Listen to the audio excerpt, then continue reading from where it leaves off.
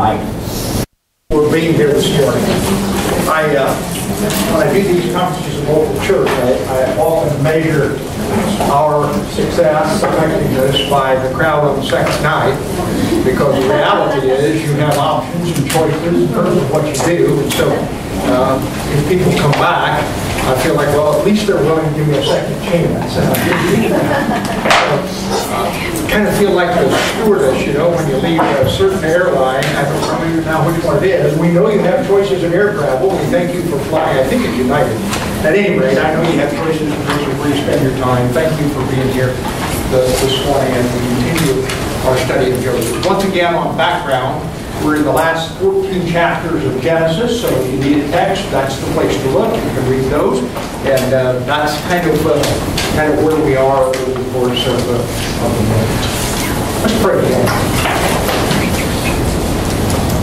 God of Abraham and Isaac and Jacob, God of Joseph and Ephraim and Manasseh, our God, we give you praise and thanks for being with us this morning, being present in this place.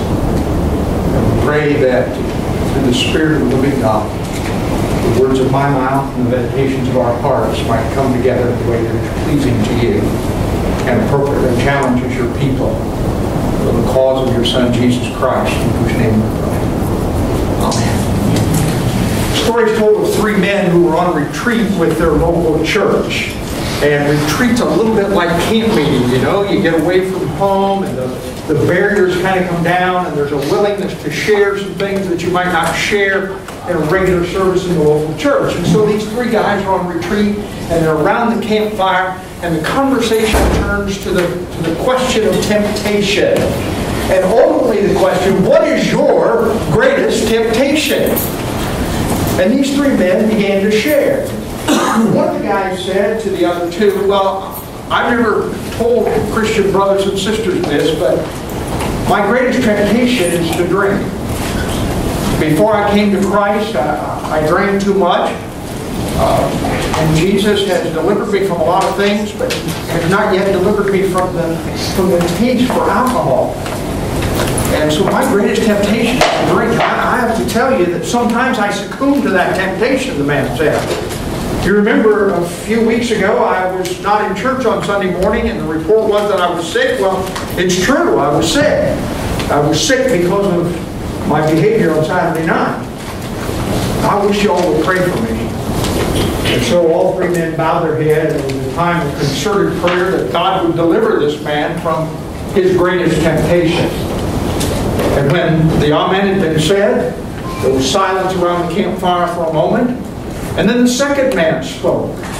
And he said, you know, I wouldn't know the taste of alcohol if I took it. I've never had a drink before Christ or since. I've never tasted alcohol. But my greatest temptation is to gamble.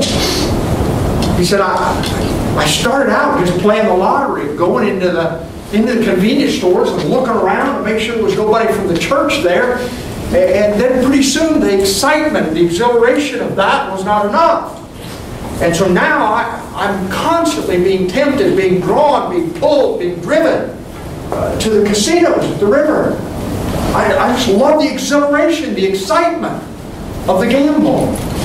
In fact, a few weeks ago, you know that I was not in church on Sunday morning. Well, it's because I spent a weekend at the casinos. And I spend hundreds of dollars that my family really needs. I need God to help me. I need to be delivered from my greatest temptation. Will y'all pray for me?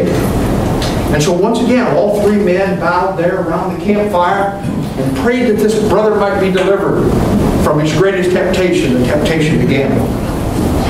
Well, when the Amen had been said, they all turned immediately to the third man, who didn't speak for quite some time. He was very reluctant to share. And finally, somewhat hesitantly, he said, well, I guess it's my turn. I have to tell you that I don't care for the taste of alcohol, and I wouldn't know how to place a bet if I was in the casino. I just don't even know how that stuff works. My greatest temptation, he said, is the temptation to gossip. But if y'all don't mind, while you're praying, I got a couple of phone calls I need to make.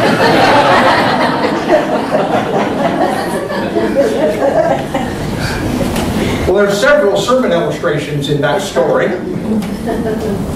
But not the least among them is the way we in the church have turned the question of temptation into a joke, into nothing more than a laughing matter. The comedian Tom Wilson said about the only time losing is more fun than winning is when you're fighting temptation. And really the church is not saying or doing much that would refute his statement. Now, just to make sure we're all on the same page this morning, let's define temptation. I developed this definition with the help of a couple of theologians, one of whom is part of your conference. And I'm convinced that this is a good working definition. Temptation is anything that exerts a force or an influence away from God. Anything that exerts a force or an influence away from God. Now, with that in mind, and with this caution, I'm not asking you at this moment to share out loud. I'd prefer you not. But I'd like for you to answer the question in your mind. With that definition in mind, what's your greatest temptation?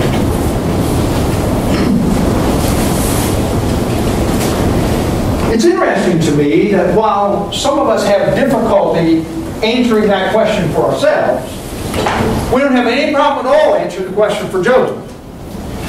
I can't really come up with anything. I don't know what my temptation is, some folks are saying. But I know what you're going to talk about. I know Joseph's greatest temptation. Well, the account is in Genesis chapter 39, where we'll begin reading in verse 6. If you have your Bible, let's go there together. Genesis chapter 39, beginning in verse 6. And while you're turning there, let me remind you that Joseph, when he was drugged down to Egypt as a slave and entered into the house of Potiphar, was 17 years old. That makes him about the age of some of my college freshmen, kids that I teach on a regular basis. And it seems to me that probably enough said to say that at that age, we got hormones raging, and sometimes getting away from home releases all kinds of forces that wouldn't happen at home. So Joseph is in a very, very precarious position when an older woman, the boss's wife, the person that we know only as Mrs. Potiphar, approaches him. Verse 6. Now Joseph was well built and handsome. And after a while, his master's wife took notice of Joseph and said, "Come to bed with me." But he refused. "With me in charge," he told her, "my master doesn't concern himself with anything in this house. Everything he owns, he has entrusted to my care. No one is greater in this house than I am. My master has withheld nothing from me except you because you're his wife. How then could I do such a wicked thing and sin against God?" And though she spoke to Joseph day after day, he refused to go to bed with her or even to be with her. One day, he went into the house to attend to his duties, and none of the household servants was inside. She caught him by his cloak and said, "Come to bed with me." But he left his cloak in her hand and ran out of the house. When she saw that he left his cloak in her hand and had run out of the house, she called her household servants. "Look," she said to them, "this Hebrew has been brought to us to make sport of us. He came in here to sleep with me, but I screamed. And when he heard me scream for help, he left his cloak beside me and ran out of the house." She kept his cloak beside her until the master came home. Then she told him this story. "That Hebrew slave you brought us came to make sport of me, but as soon as I screamed for help, he left his cloak beside me and ran out of the house." And when the master heard the story that his wife told him, saying, "This is how your slave treated me," He burned with anger. Joseph's master took him and put him in prison, the place where the king's prisoners were kept. Now, before we look at how Joseph overcame his greatest temptation, a formula that I believe you can use and I can use to overcome our greatest temptations, I think it's important for us to look at some of the nature of temptation that comes from this story. I'm convinced that the nature of temptation is at least threefold, and I offer these three because these speak to the nature of temptation in a way that the modern church is likely to avoid. Say, no, that's not really the way it is. But I challenge you, look at the Word in this passage and others, and see if temptation is not at least these. Temptation is unavoidable. Joseph is God's man for the hour. Joseph is a young man that I honestly, and as I look at these 14 chapters and the piece in Psalm and Hebrew about his life, I cannot find any evidence of sin in the boy's life at all. Now I know there are scholars and readers who would say, well, he provoked the jealousy in his brothers. He was flaunting his pretty coat. He was dividing the family. I don't think so. I think if you understand the code correctly, he was just doing his job. But be that as it may, at this point in his life, Joseph is doing things God's way. He's making the most of this difficult situation. He's rising above the circumstances. He's living a life of purity. And boom, the temptation comes. More than that, temptation, we know, is unavoidable because the Bible says Jesus was tempted. And it goes on to say, in all things, like as we are. Let me just say then, to those of you who struggled with my question of the hour, what is your greatest temptation? We say, well, I really don't have one. I can't think of anything. Could it be that you're being blinded to what's really your struggle? Temptation is unavoidable. Now let me hasten to say, United Methodist among a bunch of evangelicals, I have to defend myself just a bit. I believe with all my heart that sin is avoidable. But sin and temptation are two different things. Temptation is that force, that pull away from God, and it's the yielding to the temptation that is sin. Remember the old hymn? Yield not to temptation, for yielding is sin. Sin is avoidable. We can come to the place where we never willingly or knowingly violate the laws of God, where we refuse to be drawn into habits and patterns and lifestyles that would harm our relationship with God. But I'm convinced, personal testimony, as well as the authority of both the Old and New Testament, that you never come to a place where sin, or where temptation is unavoidable. Second, temptation is unpredictable. That's why it makes it so difficult to deal with. I mean, Joseph's just kind of walking along, whistling, going into Potiphar's house to do his job, making the most of being a slave, and say, well, this life isn't so bad. I think we've gotten it. And then, wham! He gets nailed with the temptation.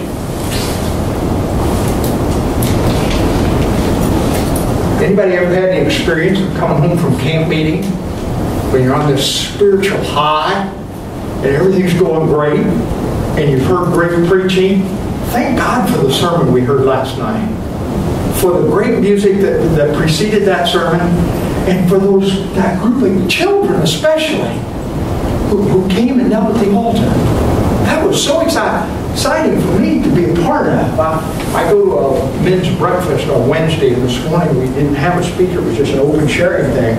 And I told the guys that I had breakfast with about this meeting, what was going on, and what I saw last night, and I said, what a wonderful, wonderful privilege to be a part. I mean, that's a spiritual high for anybody who's alive at all in Jesus Christ, just to see that happen. And on the second night of the meeting, it's amazing to me. Thank God for it. But you and I both know that when we go home from those retreat settings, those camp meeting settings, those spiritual highs, when we're on top of, man, I'm going to root the world for Jesus. I'm going to start right here in this congregation, and then I'm going to move out to this community. That's when the devil waxes good with our greatest temptation. If you honestly don't know what your greatest temptation is, then check it out next week at this time. And you will then have the formula for dealing with whatever comes up next week at this time. Third, temptations are relenting.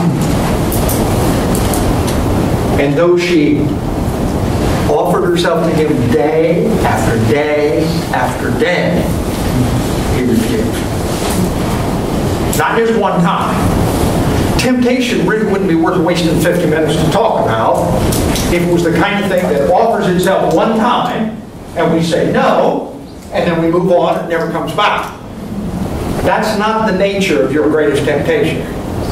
Your greatest temptation is that temptation that comes to you again and again and again. And just when you think you got it quit, just when you think you've overcome it, just when you think this isn't going to bother me anymore, just when you think you've risen to a spiritual plateau that never again this is going to be a problem, then boom, the unpredictable, unrelenting temptation comes and zaps you again.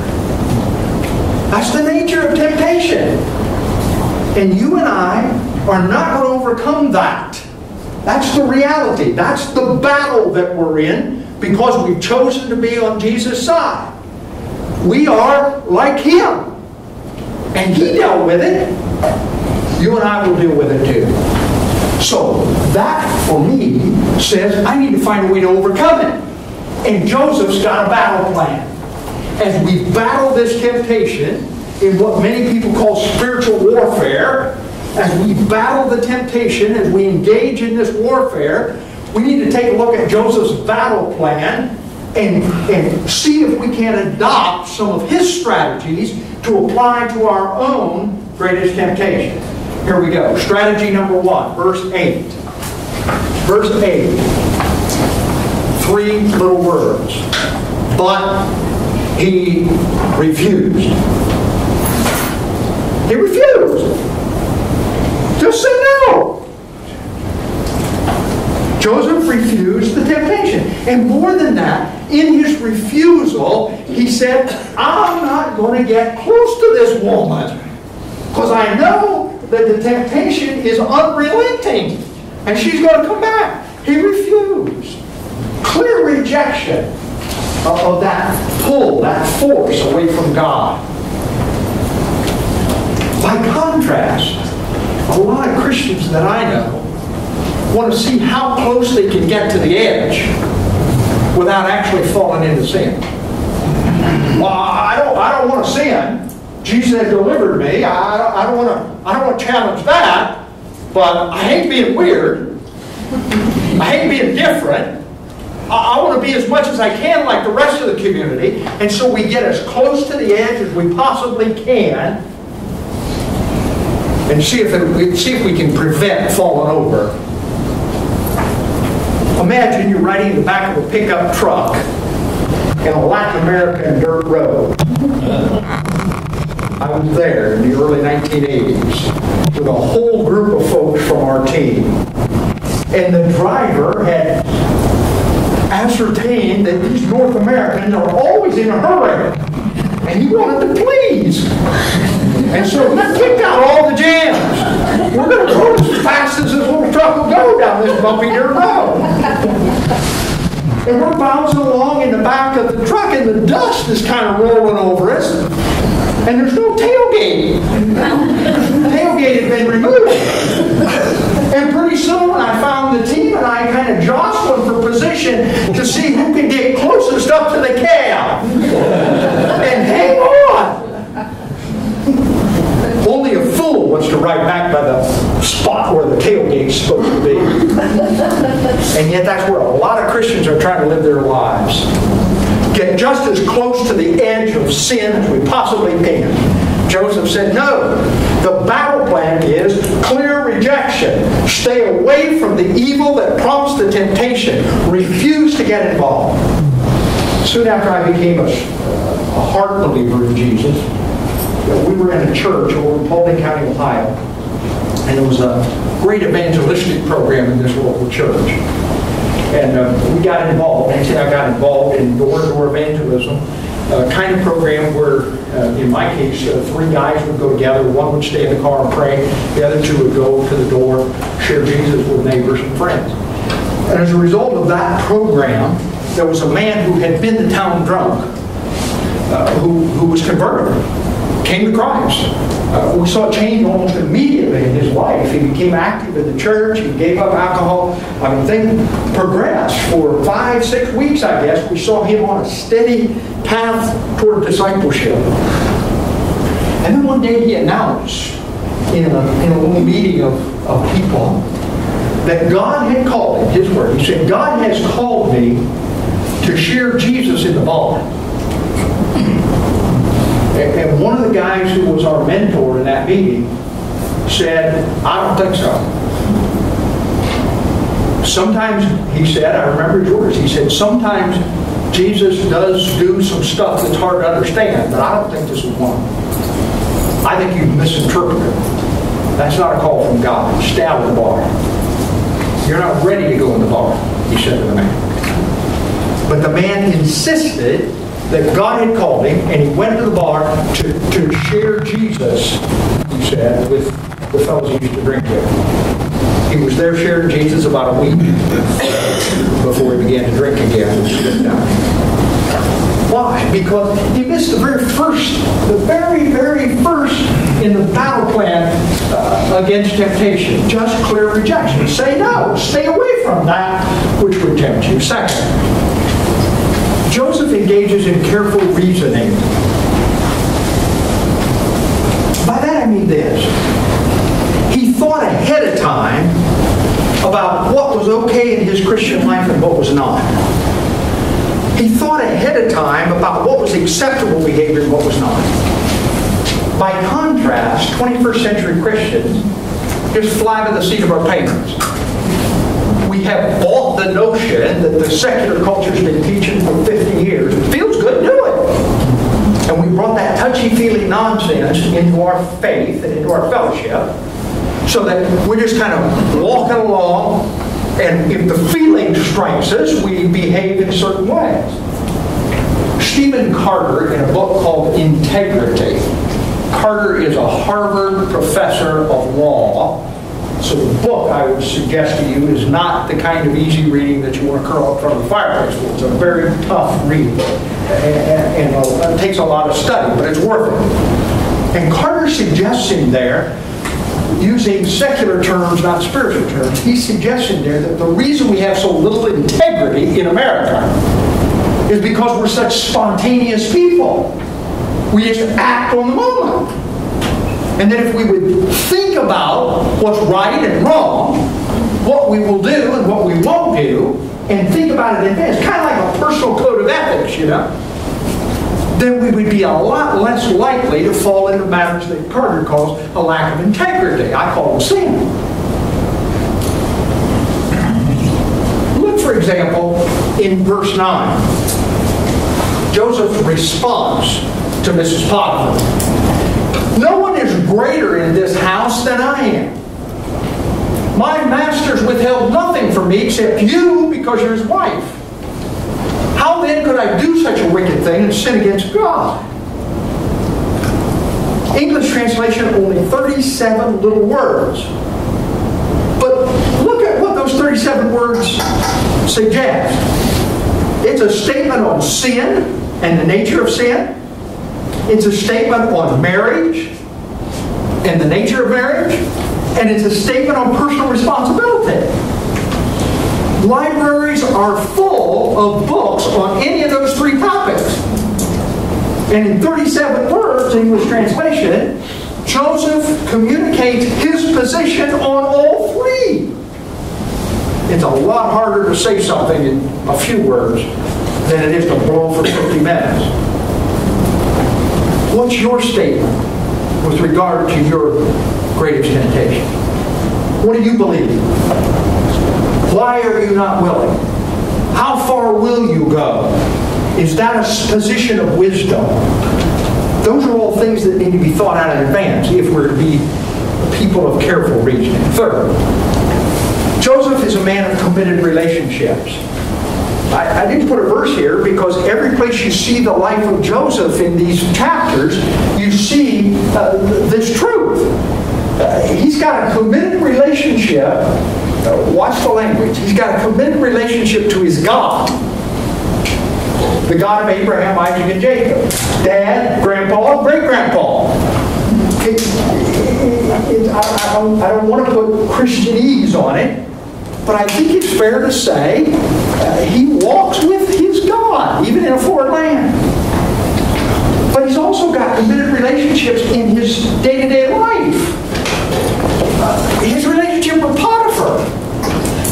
I don't think his relationship with Potiphar is likely the one where they go down to the pub after work and have a brew together. He's a slave. But he's a slave that is committed to the boss and what the boss has called me to do. Such that the boss notices that in time and elevates him to a high level. Joseph builds relationships. He's not trying to do things in isolation. People whose greatest temptation, like my friend Russ, who's a recovering alcoholic, say that it's so vitally important that you not try to fly solo as you deal with the temptation. Russ tells me there's a reason why in AA you get enough money in your pocket to call somebody else in the meeting, from the meeting, and say, I need somebody to help. Because they are smart enough to know that no man or woman is an island.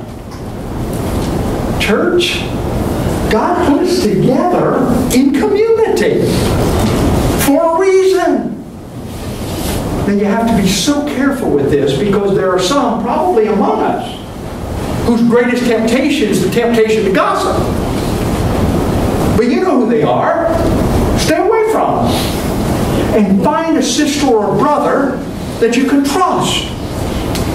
Somebody who has a proven track record of putting your interests spiritually even above their own. Somebody who's willing to be Jesus to you and share with that person in relationship. I need help from time to time.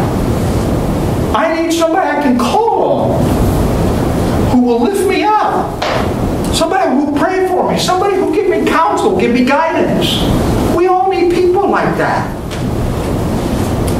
Those of you who don't know me won't recognize how difficult that kind of statement is for me to make. My wife knows, Dr. and Mrs. Moyer know, because they've seen me work for the last 20 or 30 years and know that I have a tendency to be the Lone Ranger. I'll do my own thing. Take care of my own needs. But I've come to the place in my walk where I recognize I can't do that. I need you all. And you need me.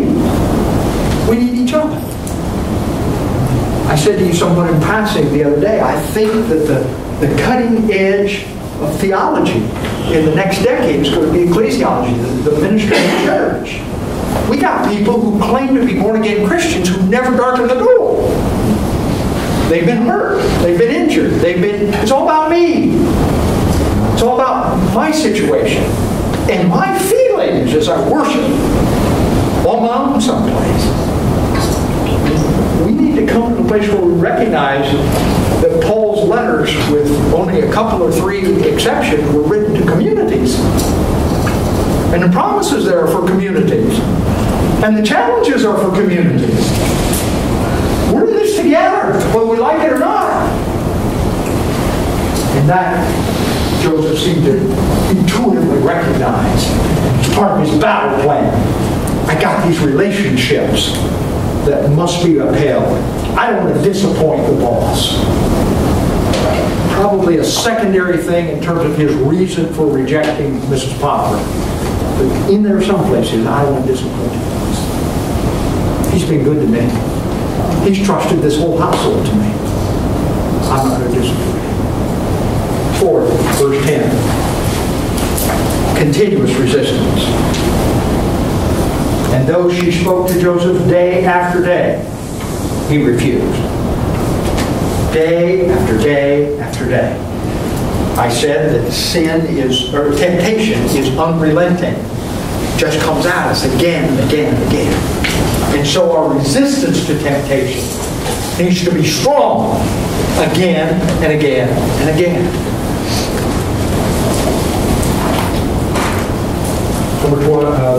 Finally, costly results, verse 20. This is tough. Work with me a minute. Joseph is a slave. And I've looked with some experts at Egyptian law from that day. And I'm convinced that slavery in Egypt gave the master ultimate control. Potiphar had the authority of life or death over Joseph and the rest of his slaves. He could choose for any reason or no reason at all to have Joseph put to death. Now, with that in mind, notice when Potiphar got home, Mrs. Potiphar told him this yarn that she had made up. That Hebrew left his robe when he came home to me. We got to do something about this guy. And the word says, so I have no choice but to believe it, that Mr. Potiphar in that moment burned with anger. So my question is this. If he burned with anger at Joseph and what Joseph had done, why didn't he kill him? Why did he get rid of him? Why does the writer even say to us that he put him in the prison and then, as if in parentheses, the place where the king's prisoners were kept? Not just the run-of-the-mill prison, but the place where you put the baker and the cupbearer when they irritated Pharaoh. What we call the place where we put the white-collar criminals. Why did Potiphar put him there? When he burned with anger. Well, watch this. He burned with anger, period. End of conversation, because the book says so. But notice it doesn't say what he was angry at or who he was angry at. Is this possible? So when she told him the story, he burned with anger and said to himself, "Burn it! I should have seen this coming.